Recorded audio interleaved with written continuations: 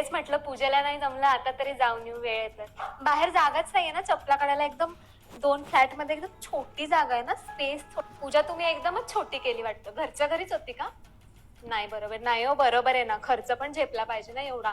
20 लोकांना बोलवलं तरी किती खर्च होतो. कितीला पडला तुम्हाला? आमच्या इथे घ्यायचं म्हटलं म्हणजे याच्यापेक्षा दुप्पट भाव. नाही हो, हा एरिया कसा जरा आउटस्कट पडतो ना, म्हणून तुम्हाला चांगलं पडलं. पण मस्त मिळेल. अहो एवढाच आहे, हॉल एवढाच आहे. त्यांना वाटतं इकडे पण आहे का हॉल एक्सटेंड. अहो किचन येतो छोटस. माझा तो पुतण्या आहे नाही का, तुमचं लहान आहे ना त्याच्या एवढाच आहे. त्याने पण मेन सिटीत 2 फ्लॅट एकत्र केले. डुप्ले डुप्ले काय म्हणतात ना, 2 पार्किंग पण एकत्र केलेत त्याने. फार सुंदर त्याचं. अरे बेटा आला कधी तर ये तिकडे. त्यांना वाटलं बेडरूमला पण गॅलरी. आजकाल कसं सगळे बिल्डर देतात ना बेडरूमला गॅलरी. इथला कोण आहे बिल्डर?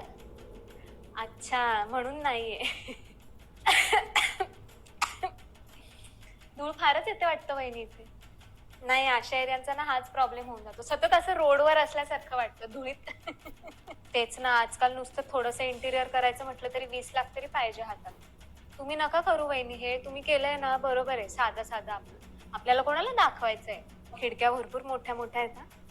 पण व्ह्यू म्हणत होत्या त्या, व्ह्यू काय आपल्या हॉलमधून दुसऱ्याच्या हॉलचा व्ह्यू म्हणून त्यांनी बंद ठेवलाय. चला आता निघतो आम्ही. नाही नाही बेटा, खूप छान घेतलंय तू. छोटं का असे ना पण सुंदर आहे घर. ये ना कधीतरी आईला घेऊन आमच्या घरी पण ये. संध्याकाळी ये, पण खूप मस्त व्ह्यू दिसतो, असा सनसेट पण दिसतो.